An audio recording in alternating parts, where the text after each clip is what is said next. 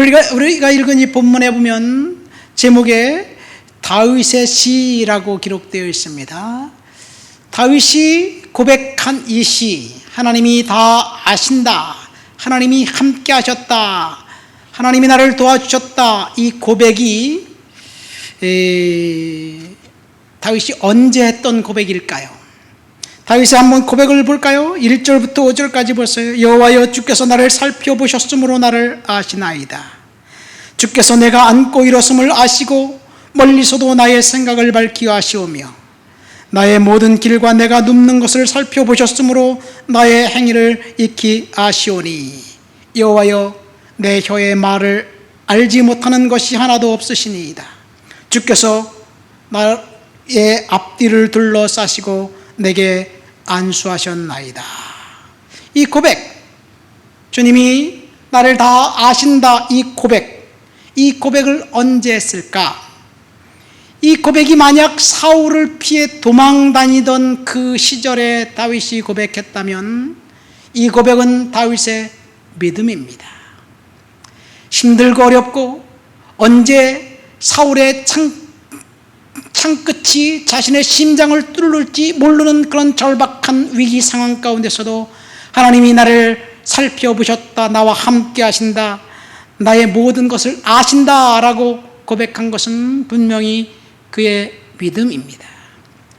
반면에 다윗이 모든 고난이 다 끝나고 예루살렘에서 왕이 되어 이제 왕국의 든든한 기초를 세우고 예루살렘 성전에 가서 열심히 예배하며 찬양할 때 하나님 앞에 이런 고백을 했다면 그것은 다윗의 간증일 것입니다. 하나님이 과거에 나를 이처럼 잘 보살펴 주었고 보호해 주셨다, 그런 간증일 것입니다. 이런 상황에 착안해서 설교 제목을 이 고백이 간증일까 믿음일까라는 질문입니다. 여러분은 이것이 다윗의 간증이라고 생각하십니까? 아니면 믿음이라고 생각하십니까? 사실 다윗의 간증이든지 다윗의 믿음이든지 그거는 사실은 저와 여러분들에게 중요하지 않습니다. 이 말씀이 오늘 우리가 고백하는 그 고백이 될 때 우리에게 역시 이 고백은 간증일까 믿음일까 하는 문제입니다. 때때로 우리가 생각한 대로 일이 잘 진행되지 않을 때, 하나님의 은혜를 생각하며 기도하지만 일이 꼬여갈 때, 그리고 뚜렷한 비전이 보이지 않을 때, 그때도 하나님이 나와 함께 하실까라는 질문을 우리는 하게 됩니다. 1절 말씀, 여호와여, 주께서 나를 감찰하시고 아셨나이다. 이 고백이 어쩌면 저와 여러분들에게도 믿음의 고백이든지 간증이든지 둘 중에 하나일 것입니다. 하나님께서 다윗처럼 처참한 상황에 있는 우리들의 모습 속에서 하나님께서 믿음의 고백을 우리의 입술을 통해서 원하신다는 사실입니다. 사실 이 고백이 믿음의 고백이든지 간증이든지 그거는 중요하지 않습니다. 중요한 것은 지금 내가 하나님 앞에서 어떤 삶의 모습으로 살아가고 있는가, 이것이 중요합니다. 내가 어렵고 힘든 상황 가운데 있어도 하나님의 은혜가 나와 함께 하실 것이고, 지난날 우리의 인생을 돌아보면 역경이 있었지만 하나님이 보호해 주셨다는 그런 생각을 할 때 감사의 고백이 우리의 가슴 속에서 흘러 넘치게 될 것입니다. 저는 20대 초반, 그때나 지금이나 사실 하나님에 대한 열심은 거의 비슷합니다. 정말 하나님을 열심히 믿고 순종하고 충성했습니다. 직장 다니면서 기도 열심히 했는데 그때는 그런 생각이 들었어요. 하나님은 저 멀리 계셔서, 근데 멀리 계시는데 몽둥이를 하나 딱 들고 계시면서 내가 잘못할 때마다 요놈 잘못했지, 한 대 때리시는 그런 하나님.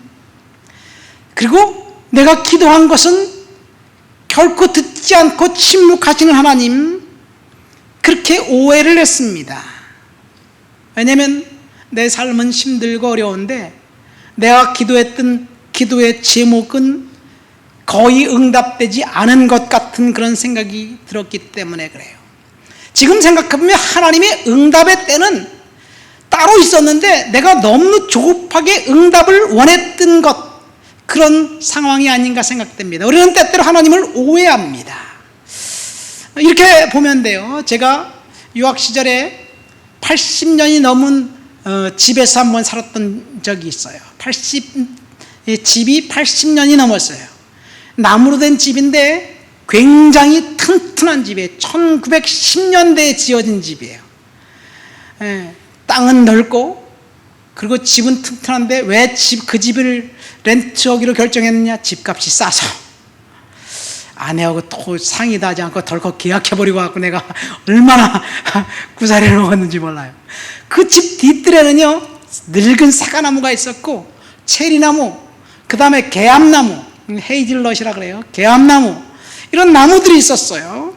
그리고 다음에는 산딸기, 라스베리가 있어갖고 먹을 것들이 충분했습니다. 아주 집이 쌌어요. 좋았어요. 그래서 저는 그 뒤뜰에 잔디를 싹 갖고 그 나무끈을 앉아서 책 읽는 걸 좋아했어요.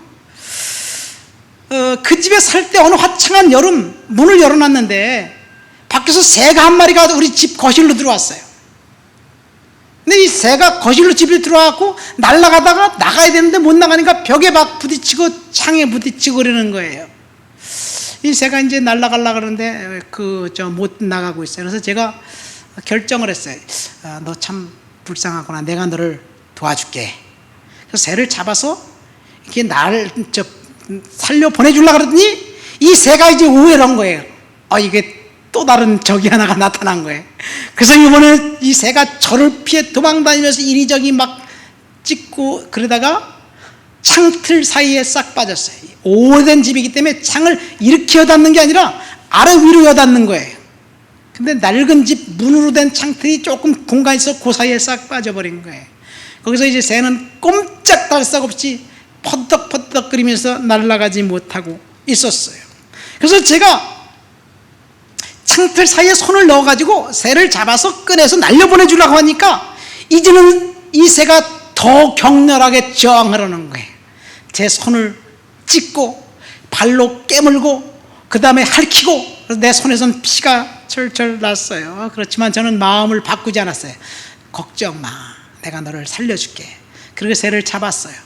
그리고 잡아서 꼭 제가 손에 잡아보니까 이 새가 가슴이 쿵쿵 뛰는데 정말 죽기 싫은 그런 어떤 고통의 절규를 느꼈어요. 그래서 창문을 향해서 살짝 날려보냈어요. 이 새가 살아난 것은 저 때문이에요. 그렇죠? 스스로 혼자 그 창틀 사이에서 나갈 확률은 단 1도 없었습니다. 제가 살려준 거예요. 때때로는 하나님의 은혜를 이처럼 망각합니다. 그 이유는 우리들의 마음속에 있는 상처와 경험 때문이 아닌가 생각됩니다. 하나님을 믿지 못하고 분노하기도 합니다. 절망하기도 합니다. 두려움에 떨기도 합니다. 그러나 하나님은 결정하셨어요. 저와 여러분들에게 은혜를 주시고 복을 주시고 그리고 환경을 열어주시기로 결정하신 거예요. 다윗이 이렇게 고백합니다. 여호와여, 주께서 나를 살펴보셨으므로 나를 아시나이다.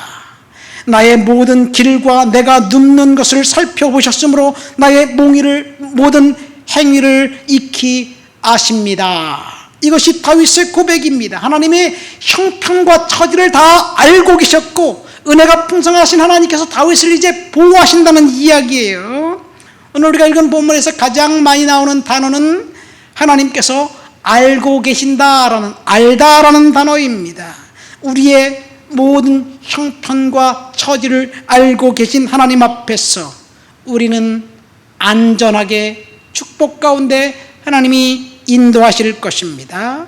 이 시는 두 부분으로 기록되어 있습니다. 전반부는 하나님이 시인인 다윗이 어떠한 열악하고 절박한 환경에 있었는지 그 괴롭고 절박하고 슬픈 사실을 다 아신다는 고백입니다. 그리고 후반부 6절부터 10절까지 모든 것을 다 아시는 하나님 앞에 우리가 피할 수 있는 방법은 없다라는 고백이에요. 그래서 주님 앞에 내 삶을 딱 맡기고 내가 살겠다는 고백입니다. 여러분, 이 다윗의 고백이 오늘 저와 여러분들의 고백이 되시기를 예수님의 이름으로 축원드립니다. 어쩌면 코로나가 일상이 되어 모든 것이 우리의 뜻대로 되어지지 않는 그런 상황 가운데 앞으로를 생각하면 더 나아질 것 같은 기미가 보이지 않아 캄캄하다고 생각하는 그 순간, 델타 변이 바이러스 때문에 사실 전 세계가 다시 문빗장을 걸어 잠그고 있어요. 우리 아이들이 살고 있는 카나다는 여행 제한 지역으로 선포해서 영주권이나 시민권자가 아니면 들어갈 수가 없어요.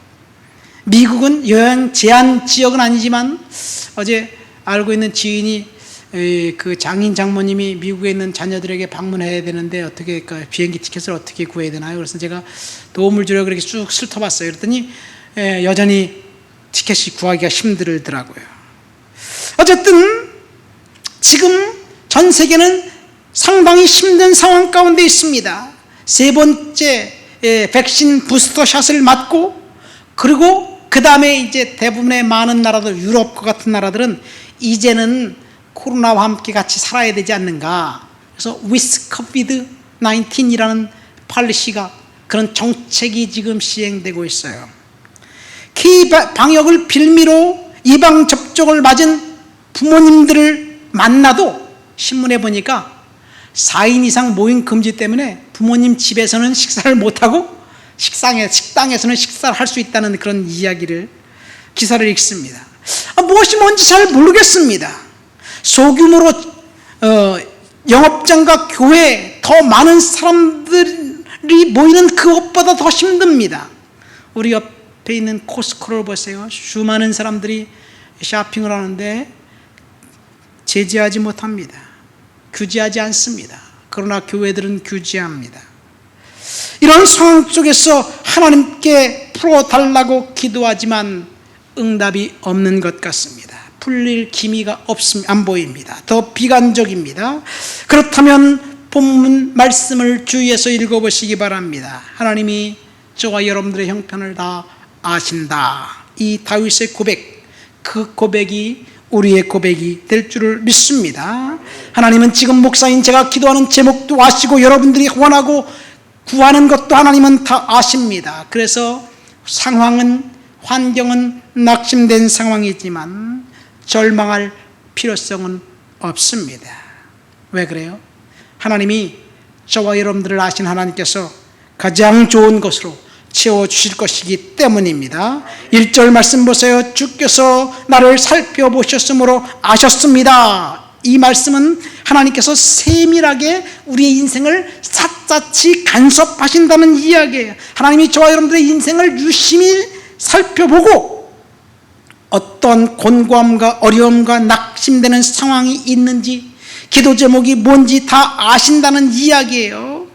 제가 살던 낡은 집 얘기를 했는데 그 집에 있었을 때의 일이에요. 그 집에 있었을 때 제가 유학 시절 가장 힘든 시기이기도 했습니다. 그렇지만 또 보람된 시기이기도 했어요. 제 몸과 마음은 정말 힘들었어요. 학업에 힘들고, 그 다음에 먹고 살기 힘들고, 사역에 힘들었어요.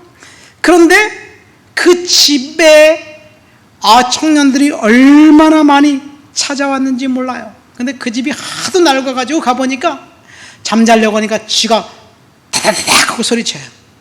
그럼 내가 나사렛 예수 이름으로 명하는 물러가라 딱 한 번 그랬는데, 우리 아들이 4살인데 그 이야기를 듣더니 지 소리만 나면 나사렛 예수 이름으로 명하는 물러가라 그렇게 소리치고 외쳤어요.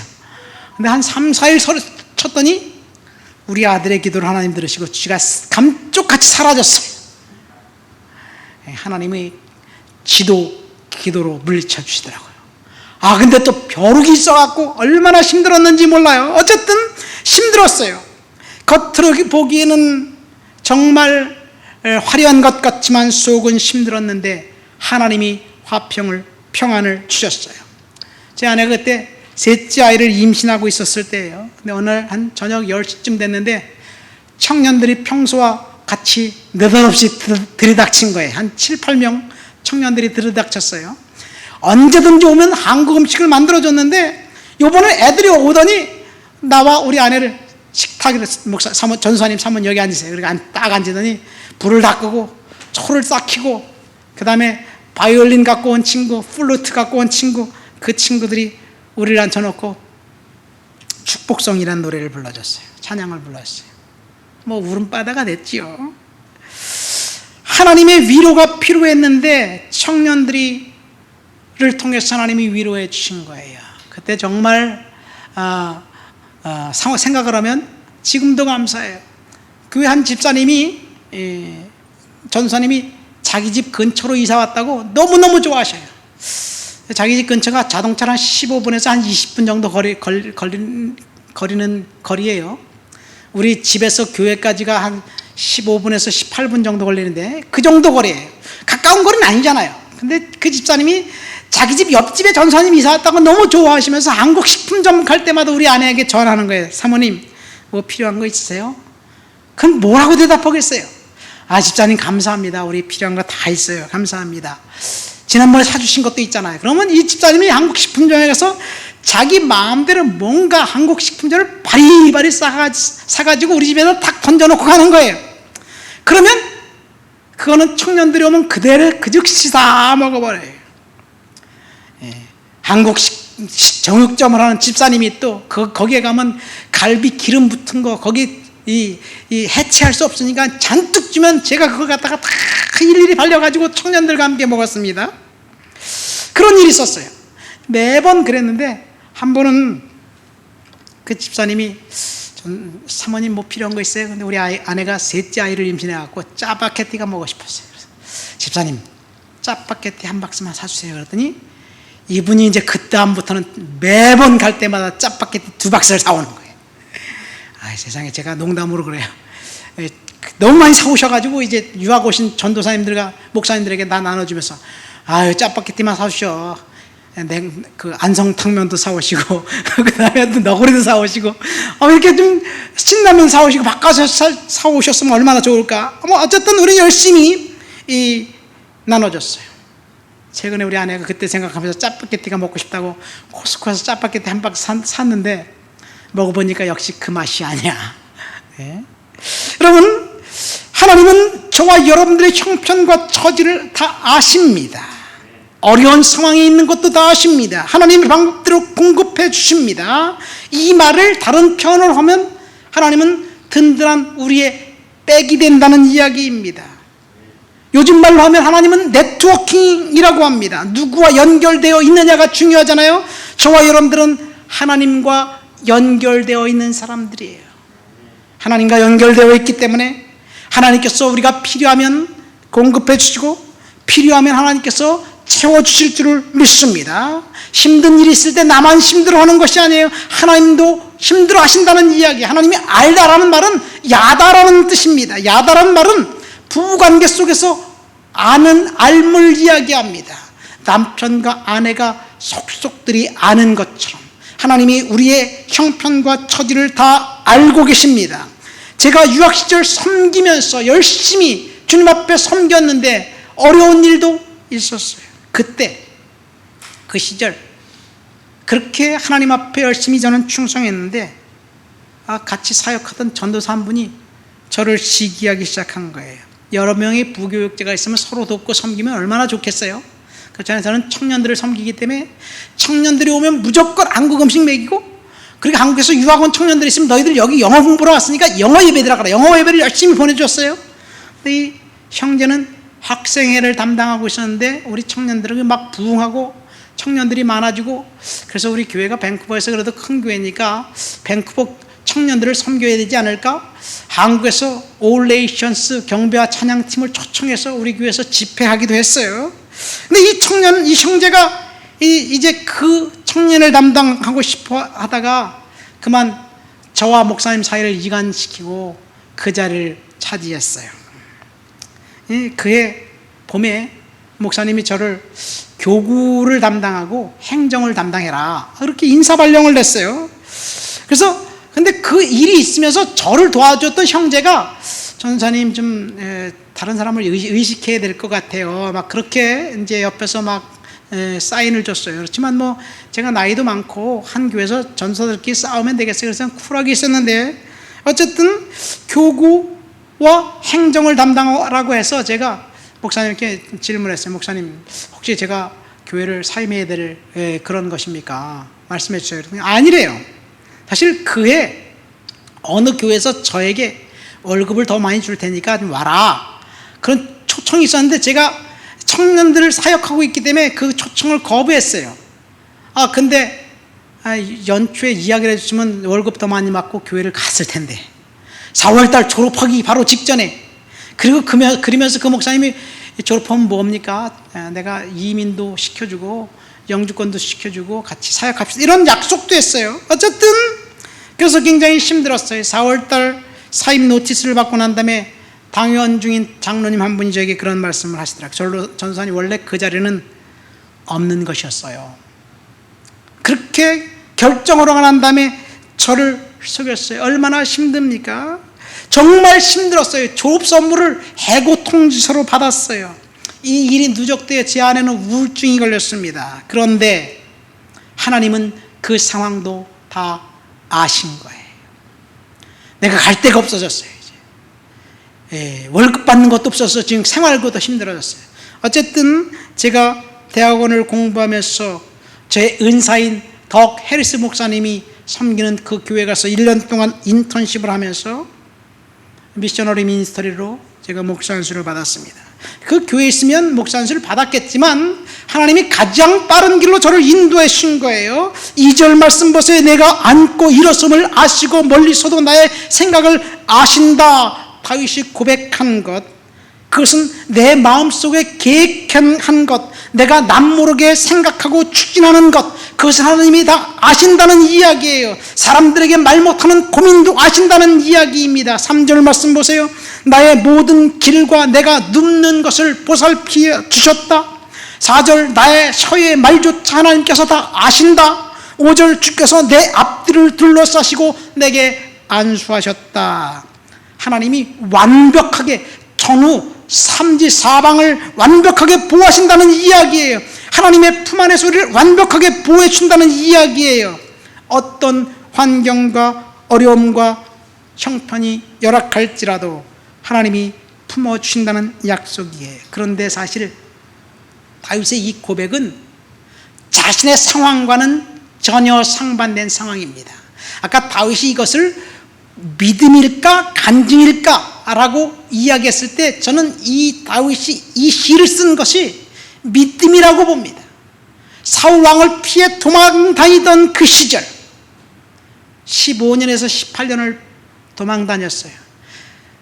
앞날이 어떻게 될지 전혀 가늠할 수 없는 그 시간, 하나님께 믿음으로 고백한 거예요.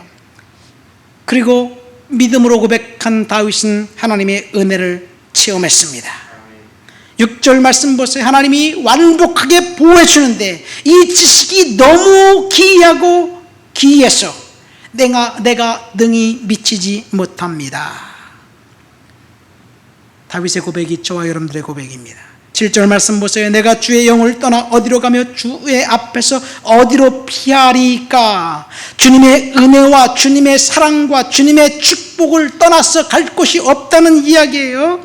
다만 우리에게 필요한 것은 하나님의 임재 앞에 날마다 무릎 꿇는 것밖에 없습니다. 다만 다윗은 아마 좀 하나님을 떠나 자유롭고 싶었던 것 같습니다. 8절 말씀 보세요. 내가 하늘에 올라갈지라도 거기 계시며 수월에 내 자리를 펼지라도 거기에 계시니이다. 여러분, 이 말이 무슨 뜻인가요? 내가 하늘에 올라갈지라도 영적으로 충만한 상태를 말합니다. 성령 충만하고 모든 것이 잘되고 기도가 응답받을 것처럼 느낄 때, 그때 신앙생활하는 것도 신이 납니다. 저와 여러분들 인생에도 충만한 상태가 있습니다. 그런데 날마다 충만한 상태가 아니에요. 내가 수월에 내 자리를 펼지라도 하나님이 잠잠하고 응답이 없고 침묵하시는 것, 지옥에 내려가는 것과 같은 고통을 이야기합니다. 우리가 살면서 지옥에 내려가는 것과 같은 고통의 자리에 내려갈 수도 있습니다. 어쩌면 코로나가 강타한 이 시대가 우리가 스올에 내려가 있는 그런 시기가 아닌지 모르겠습니다. 음부에 내려가는 것과 같은 고통의 순간, 그 순간 우리가 낙심이 되지만 하나님께서 거기에도 함께 하셨습니다. 여러분, 우리가 힘든 시기를 지날 때 사람들의 반응은 딱 두 가지예요. 첫 번째는 긍정적인 반응, 부정적인 반응입니다. 부정적인 반응은 낙심과 자포자기입니다. 절망입니다. 그래서 극단적인 선택을 어떤 사람은 하기도 합니다. 그러나 현실을 우리가 바꿀 수 있다면 우리가 바꾸고 계획한 대로 실현하면 돼요. 그럼 우리가 현실을 바꿀 수 없다면 우리 자신을 바꿔야 되는 거예요. 이것이 우리가 해야 될 일입니다. 이 불가항력적인 일이 일어날 수도 있습니다. 어제 비가 엄청나게 많이 쏟아졌어요. 이 화재 보험에서 지진이나 해일, 홍수, 전쟁 같은 경우를 피할 수 없는 재난이라고 이야기합니다. 그래서 피할 수 없는 재난이 닥치면 보험에서 처리해 주질 않아요. 예를 들어 그런 거예요. 주차되어 있는 차가 주차되어 있는데 홍수가 나거나 그래서 그 물이 침수하면 주차되어 있는 차는 보험에서 해결해 주지 않습니다. 그러나 내가 운전하고 가고 있는데 비가 너무 많이 와갖고 어느 구렁텅이 들어가다 침수가 됐다 그러면 해결해 주어요. 왜냐하면 그것은 불가항력적인 일이 아니에요. 이 불가항력적인 일, 천재지변을 영어로 뭐라고 하는지 아세요? Act of God이에요. 하나님이 하신 일이. 여러분, 하나님이 하신 일, 인간의 힘으로 어쩔 수 없는 그 일. 코로나가 어쩌면 인간의 탐욕 때문에 생겼지만 Act of God일 수도 있어요. 그래서 많은 나라들은 이제 대세가 코로나와 함께 with 코로나라는 그런 슬로건으로 전략을 수정했습니다. 우리나라도 그래요. 8월 20일 날인가요? 그제 이기일 중대본 제1통제관이 발표했어요. 9월 말이나 10월 초 with 코로나로 방역을 바꿔야 된다. 전환할 수 있다. 이런 이야기예요. 그렇다면 사실 그 정부에서 그런 계획을 세워놨다면 지금 규제하는 것은 교회를 기만한 거예요. 스몰 비즈니스 사람들을 기만한 거예요. 여러분, 우리가 환경을 바꿀 수 없는 상황에 놓일 수도 있습니다. 그때가 되면 우리는 하나님 앞에서 상황을 기다리는 것밖에 없습니다. 인내하는 것밖에 없습니다. 그렇지만 하나님이 그 상황에 저와 여러분들에게 하신다는 이야기예요. 이것이 다윗의 고백입니다. 다윗은 자신이 음부에 떨어지는 것 같은 절망의 순간, 그 순간에도 하나님을 신뢰했습니다.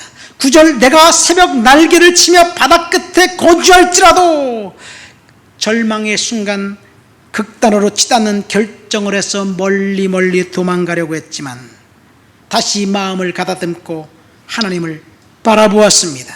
그래서 음부의 끝에서 하나님이 함께 하시는 것을 다시 고백합니다.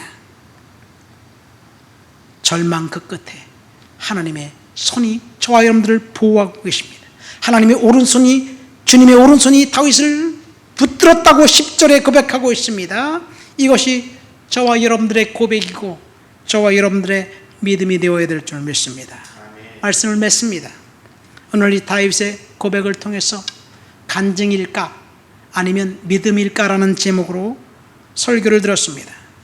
절망의 순간 다윗은 믿음의 눈으로 그 상황을 바라보고 하나님의 은혜의 자신을 맡겼습니다. 저와 여러분들의 인생을 살면서 어쩌면 지금 절망의 순간이라고 생각할 수도 있어요. 아까 제가 이 유학 시절 많은 간증들을 얘기했는데 그 간증을 생각하면 하나님이 나와 함께 하셨다는 그런 고백이지요. 그러나 여전히 하나님이 나와 함께 하셨다는 간증과 믿음은 섞여 있습니다. 지금 우리는 과거에 하나님이 나와 함께 하셨던 그 상황을 보면서 지금 하나님은 나와 함께 하신다는 믿음을 갖고 살아야 될 줄 믿습니다. 때때로 우리가 우리를 절망에 빠뜨리는 그런 상황이 우리가 목도했을 때 그것은 하나님이 저와 여러분들을 축복하기 위해서 훈련하는 하나님의 섭리라고 믿으시기를 예수님의 이름으로 축원드립니다. 하나님의 은혜 아래서 우리는 희망을 품고 오직 믿음만을 갖고 살아야 될 줄 믿습니다.